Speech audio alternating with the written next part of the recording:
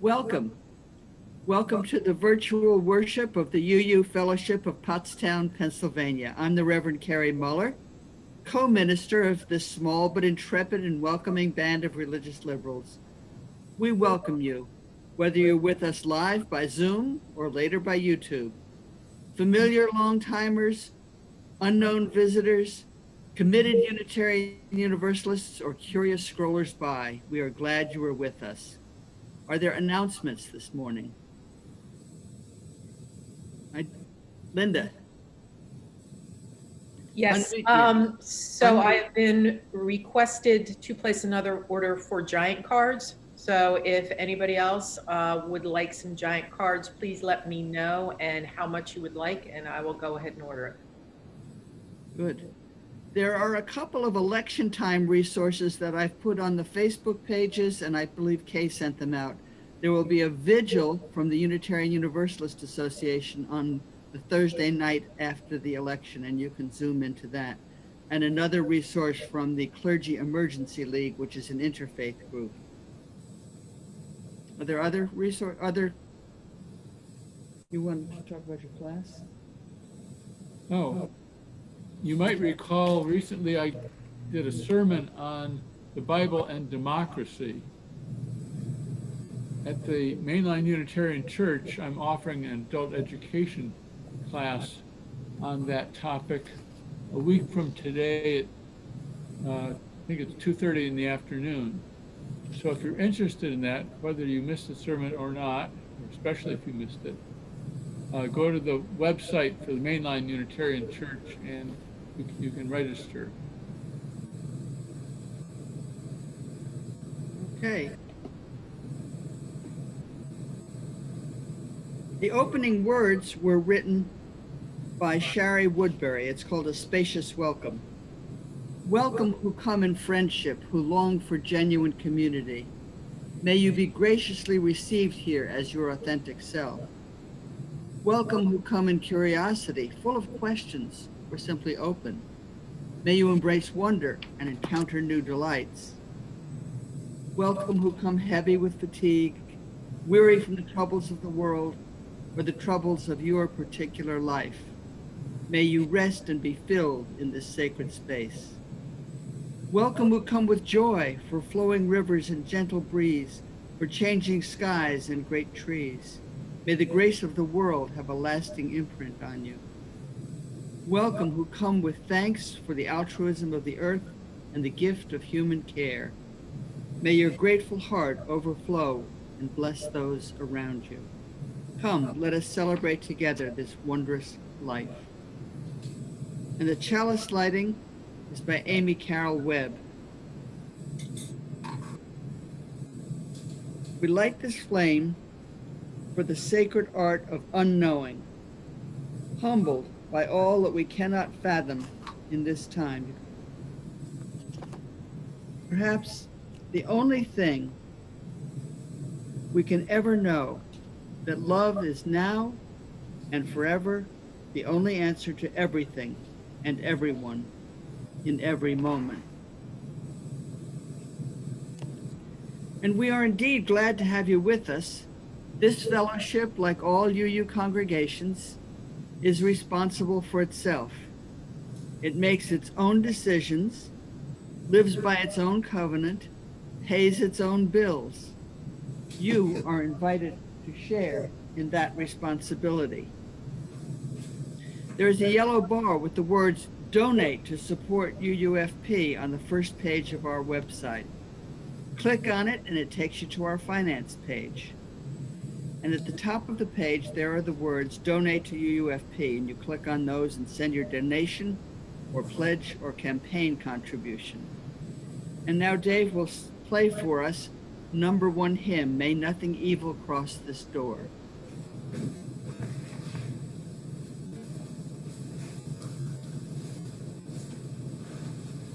Yes, we're ready for you.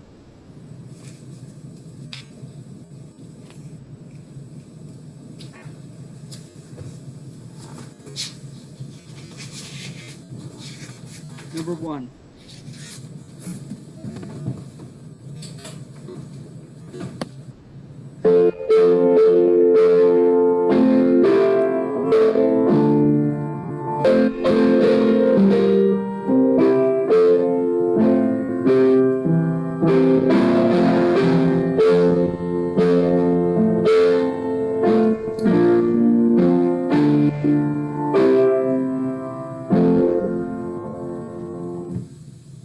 Thank you, Dave.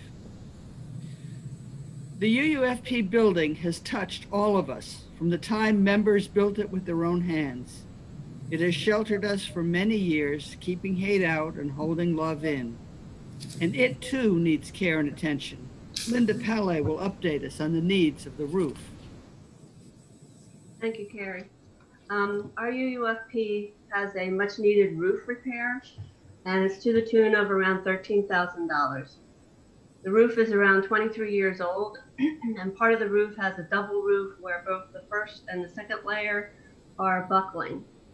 So we have several leaks showing up, and it's mainly over the hallway closet off of the social room. We need to prevent damage to the inside of UUFP by getting the roof replaced. So we're starting a Raising the Roof campaign. We're also interested in advancing our technology with our virtual services and need updated equipment to be able to live stream from the sanctuary and to invite speakers to our pulpit on a virtual basis. We're asking contributions for both causes under the label of Raising the Roof. Anything you can contribute is appreciated and will help us toward our goal of approximately $13,000 for the roof, plus additional costs for technological upgrades. As Reverend Kerry mentioned during the offering, you can contribute online. There is a section on the donation form labeled Raising the Roof. This is the form that comes up after you click that you want to donate. And you can put it in the section that you need, and one of them is going to be called Raising the Roof. You can also mail checks to UFP and also do bill pay.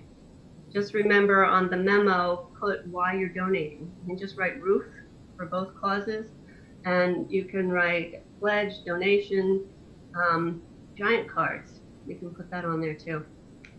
The campaign will offer us a dry and welcoming place to come together once we can get back together again, and innovative ways to keep pace with the technological advances to enhance our current and future services and programs at UUFP.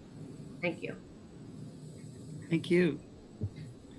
Well, while our building is closed and under repair, our lives go on, constrained and enriched by the challenges of these times.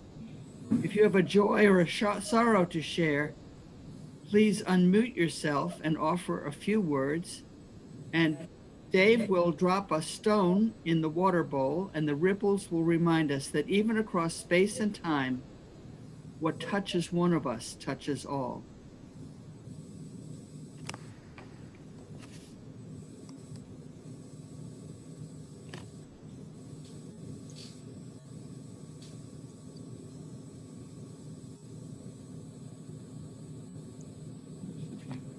Okay, I'll do my one, just say my joy was our wonderful turnout at the bonfire last night. And a big thank you to John and Kay for putting it all together, and for John setting up, building that absolutely beautiful fire.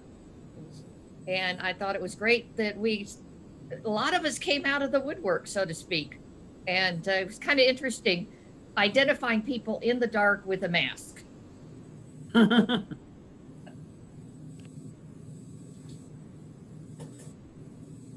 we know that the world was someone else calling? No. We know that the world is filled with joys and sorrows, and we hope to hold in our hearts the joys and the sorrows of the whole world, whether they are spoken and shared or silent and solitary. And now, Dave, will you go back to the piano and play hymn number 115, God of Grace and God of Glory. And then I will read the words after that and do a little background.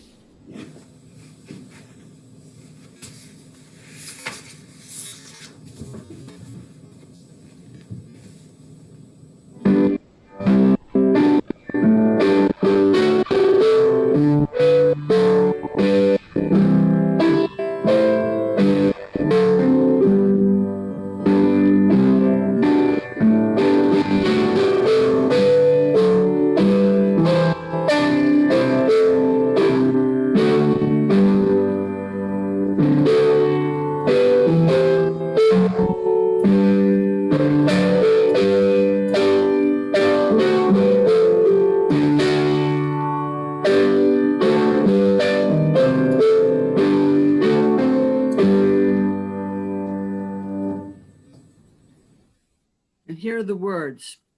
God of grace and God of glory, on thy people pour thy power. Crown thine ancient church's story, bring to bud its glorious flower. Grant us wisdom, grant us courage for the facing of this hour, for the facing of this hour. Lo, the clouds of evil round us, hide thy brightness from our gaze. From the fears that long have bound us, free our hearts to faith and praise. Grant us wisdom, grant us courage for the facing of these days, for the facing of these days. Cure thy children's warring madness, bend our pride to thy control, shame our wanton selfish gladness, rich in things and poor in soul. Grant us wisdom, grant us courage, make thy peace our daily goal. Fill us with a living vision, heal our wounds that we may be bound as one beyond division in the struggle to be free. Grant us wisdom, grant us courage, ears to hear and eyes to see. This hymn was written in 1930 in the depths of the Depression by Harry Emerson Fosdick. It was written for the dedication of the new Riverside Church in New York City. Fosdick was known for his radio sermons, and that was the virtual church of his day. He was also known for his commitment to the social gospel, a call to live out the messages of love and justice that Jesus taught. Our UU version leaves out some of the more doctrinally oriented verses. Unfortunately, that means the loss of the last verse, which begins, "Save us from weak resignation to the evils we deplore." Something we need to hear these days. But it retains the powerful form of prayer, not asking God to solve all our problems, but to give us the wisdom and courage to face them and to make this a world of justice and peace and love. And I'm sorry to report that Fosdick objected to the tune that Dave played, Cum Ronda, and I'm afraid that I could hear both the Zoom and the live piano. And let me tell you, the live piano was a lot better, but I hope it reminded you of the actual tune. That tune has been a welcome earworm in my head for several weeks, because it's my very favorite. Fosdick preferred another great tune called Regent Square, which is not in our hymnal. And these notes about the origin are drawn from the Methodist, a Dr. Hahn, who is a professor of sacred music at Perkins School of Theology. So our sermon today is called For the Facing of This Hour. When I turned in my October sermon title for the Sojourner several weeks ago, I wasn't at all sure what new manifestation of the current crises we would be facing this week. And it still wasn't entirely clear when I sat down to write on Wednesday or to continue on Thursday. The news is moving fast, and we are being jerked around from one crisis to another, from plague, nearly 80,000 new cases on Friday, to scandal, to hope, to yet another instance of racial injustice, with no time to understand and respond before the next headline grabs us while we're still distracted by the breaking news on the crawl. And our moods swing from depression to anxiety to boredom and loneliness. There's a very old word, akedi, a combination of all of these, and it has found a new popularity. So how can we make some sense of it all?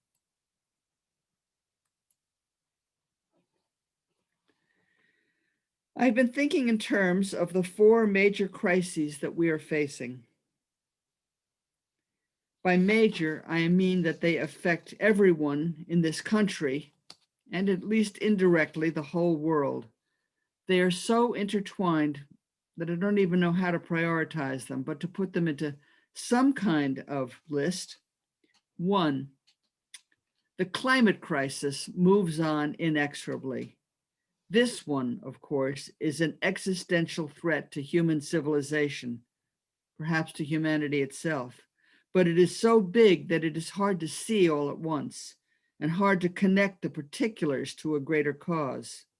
So in some ways it feels distant. It's kind of like that term paper that you know will come due, but meanwhile there's this distracting quiz tomorrow and that enticing party tonight, and it's hard to deal with any of these things because of the demand of your job and householding, and meanwhile the weather keeps getting worse.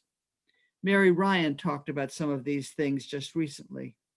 And the United States has experienced devastation in the form of destructive wildfires, an extended storm season moving us from the English alphabet of names to the stark Greek letters, unseasonable weather, a major crop loss from a Midwest derecho.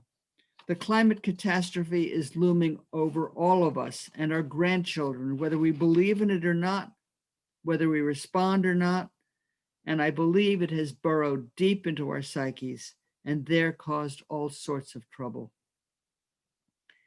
And speaking of trouble buried in our psyches, 400 years of racial injustices causing havoc. Most obviously and most directly, racism harms people of color, especially African Americans and Indigenous people. George Floyd and Breonna Taylor are the currently most recognized victims of police violence, but the list is much longer. And it bleeds into another roll call of victims of lynching. And beyond those directly harmed, there are the grieving families and millions of people who live daily with that danger, that real danger. Parents who have to have the talk with their children. Those who suffer from street violence but cannot expect protection or justice from police. Racial injustice has led to major deficits in education, income, wealth building, healthcare, access to wholesome food, and all the other resources that go into creating happy, healthy, productive lives. And if you think I've left out too many important and terrible things, well, this list is just meant not as a comprehensive description, but a reminder of the things we already know, some of which Emily has discussed in recent weeks. Moreover, if we people of privilege, people of pallor, you might call us, think this doesn't apply to us, 400 years of dwelling in the midst of injustice, sometimes benefiting from it, sometimes connected directly to the causes of it, all of this has tremendous psychic costs. Not to mention the unknown opportunities for the entire culture that are lost when Black lives are blighted. Righting these injustices is costly and disruptive and frightening and essential. The bill is coming due and the interest is piling up. To sum up, it's time to act as if Black lives matter. Third, the pandemic, by definition, affects everyone. Pan means all and demos means the people. For some 200,000 to 300,000 Americans and their families, it has been deadly and devastating. The count is a little unclear. For everyone else, it has been a major upheaval in our daily lives, from lockdown to grocery shortages, to mask wearing, to distance learning and working. And yesterday, I was at the virtual ordination of the Reverend Cindy Terlazzo from the York congregation. For essential workers, for parents, for teachers, for school children, it has been incredibly challenging. And we are all hug deprived, zoomed out, filled with dread, losing our social skills, losing track of days and tasks and appointments. We are waiting in uncertainty. And the economic fallout is still to be calculated. The stock market, after all, is not the economy. Wall Street may prosper for a time, but Main Street is teetering, and the whole restaurant industry, to name just one sector, is at risk. Food banks are overwhelmed. And as with all hardships, both the economic and the health damage has fallen most heavily on the poor and people of color. And the fourth crisis, I saved it for last, not because it is least, but because I'm not sure what to call it, or whether to count it as one or three, each of which deserves more than a sermon in itself. I began by naming it threats to democracy. These are too numerous and too various to list, but they stretch from the rise of demagoguery in many parts of the world to increasingly obvious and harsh forms of voter suppression, to the use of unidentified federal agents to suppress constitutionally protected protests of racial injustice, while armed bands are applauded when they invade state legislatures to object to public health guidelines and mandates, or when they plot to kidnap and execute governors. Foreign trolls threaten registered voters. My colleagues have been wondering aloud on Facebook how to gently encourage their parishioners to stock up on food and other essentials in case of election violence or even insurrection. The norms and institutions of democracy seem ever more fragile. But if you look into the tools and the causes of threats to democracy, you quickly see the loss of truth. The public arena has become a stew of misinformation and disinformation. Our leaders spew distortion and insult and false accusations and outright lies. We are living in separate realities: science against wishful thinking, medical expertise versus political advantage, us against them, facts versus increasingly wild conspiracy theories. Actually, I'd call them conspiracy claims, which do not rise to the level of theory. And yet, even the death of truth does not seem a big enough concept for the crisis in the American experiment in democracy. Increasingly, I have seen politicians and commentators on all sides describe this election as a battle for the soul of the nation. I will spare you any attempt to parse this powerful and fraught word, soul, in a few sentences. But it all comes down to an understanding of our deepest sense of ourselves, a nation, our character, our identity, our values. Are we meant to be a democracy that includes all of our people, an economy that works for everyone, a people united to bless the world? Are we committed to living in truth? Do we value justice for all? Do we want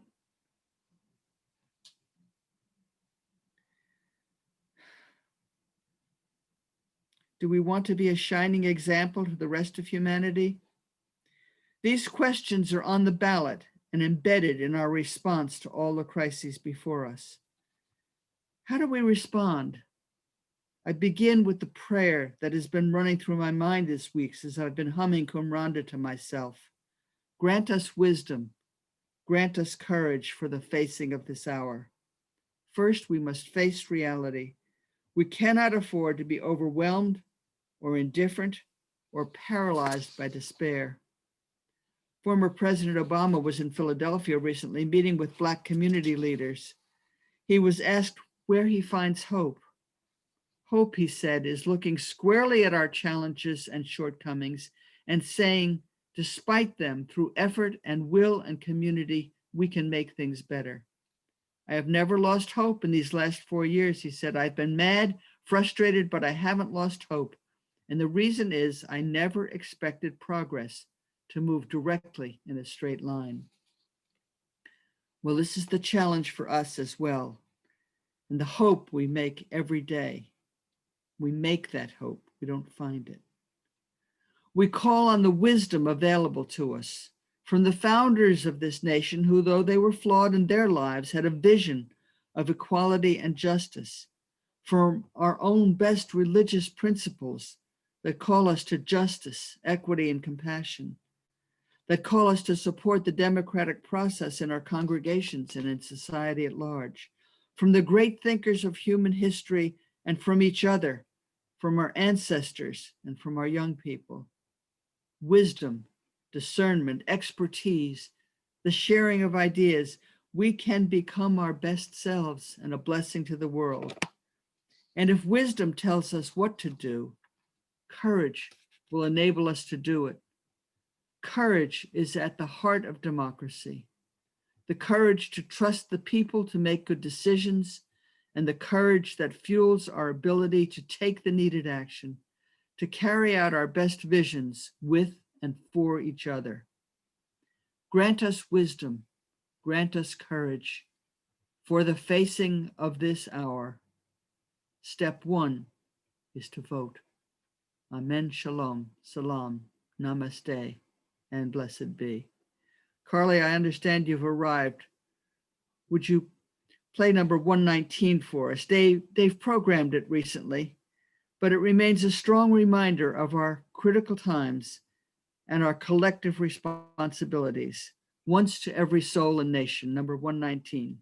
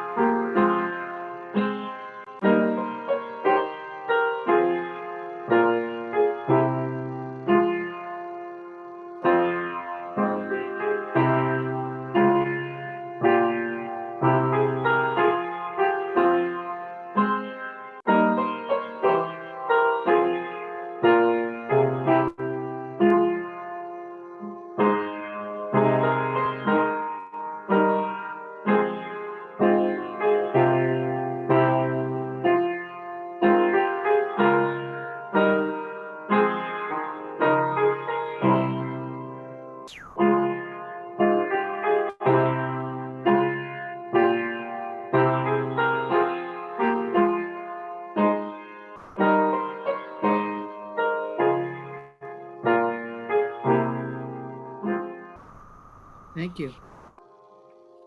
For the meditation this morning, I've chosen these words of encouragement and exhortation from the late Congressman and civil rights hero, John R. Lewis. You are a light. You are the light. Never let anyone, any person, or any force dampen, dim, or diminish your light. Surely the path of others to make your way easier and more abundant. Lean towards the whispers of your own heart. Discover the universal truth and follow its dictates. Release the need to hate, to harbor division, and the enticement of revenge. Release all bitterness. Hold only love, only peace in your heart, knowing that the battle of good to overcome evil is already won. Choose confrontation wisely, but when it is your time, don't be afraid to stand up, speak out against injustice. And if you follow your truth down the road to peace and the affirmation of love, if you shine like a beacon for all to see, then the poetry of all the great dreamers and philosophers is yours to manifest in a nation, a world community, and a beloved community that is finally at peace with itself. Now, as Dave extinguishes the chalice, I will use these words of Amy Zucker Morgenstern. Never has it been more true than now. As we extinguish this flame, the sparks remain within us alight. From each of us in our supposed solitude, the signals buzz and hum, sparkling through space one to another, connecting us invisibly but palpably. We are one, and from every window our light shines. And for benediction, these words by Kimberly Quinn Johnson, which make reference to the words of June Jordan in her poem for African women. We are the ones we've been waiting for. We are not perfect, but we are perfectly fitted to this day. We are not without fault, but we can be honest to face our pasts as we chart a new future. We are the ones we've been waiting for. May we be bold and courageous to chart that new future. May we have faith in a future that is not known. We are the ones we've been waiting for. Amen.